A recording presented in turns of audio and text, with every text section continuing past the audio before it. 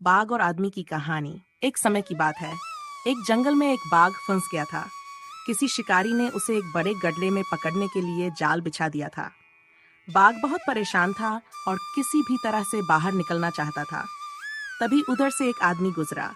बाघ ने आदमी से दया की भीख मांगी और कहा, मुझे इस जाल से बाहर निकाल दो, मैं तुम्हारा एहसान कभी नहीं भूलूंगा। आदमी पहले तो डरा, लेकिन बाघ के वचन पर विश्वास करके उसने उसे बाहर निकाल दिया। जैसे ही बाघ बाहर आया, वह भूख से इतना बेचैन था कि उसने उसी आदमी को खाने का विचार कर लिया।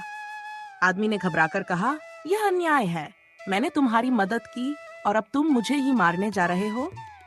बाघ ने जवाब दिया, भूख लगने पर मैं कुछ नहीं देखता, ये जंगल का नियम है। ठीक है, लेकिन पहले हम किसी तीसरे से पूछते हैं कि क्या यह न्याय संगत है। बाघ राजी हो गया। वे जंगल में एक वृक्ष के पास गए। आदमी ने पेड़ से पूछा, अगर कोई किसी की मदद करे और बदले में उसे मौत मिले तो क्या यह उचित है? पेड़ ने कहा, मनुष्य स्वार्थी होता है, वह मेरी छाया और फल का आनंद लेता है, लेकिन जब मैं बूढ़ा हो जाता हूँ तो मुझे काट देता है। ये संसार ऐसा ही है। आदमी निराश हुआ, लेकिन उसने बाघ से कहा कि एक और जीव से पूछते हैं। वे आगे बढ़े और एक भैंस से यही सवाल पूछा।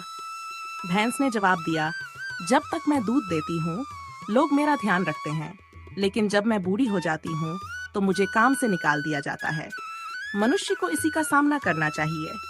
अब आदमी बहुत परेशान हुआ, लेकिन तभी एक चालाक सियार वहां से गुजरा। आदमी ने सियार को पूरी कहानी सुनाई और न्याय करने को कहा।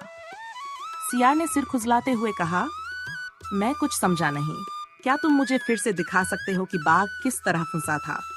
बाघ तुरंत गड्ढे में कूद पड़ा ताकि वह दिखा सके कि वह कैसे फंसा था। जैसे ही वह अंदर गया, सियार ने तुरंत आदमी से कहा, अब जल्दी से इसे फिर से बंद कर दो। आदमी ने फटाफट जाल को फिर से कस दिया और बाघ दोबारा फंस गया। इस तरह आदमी की जान बच गई।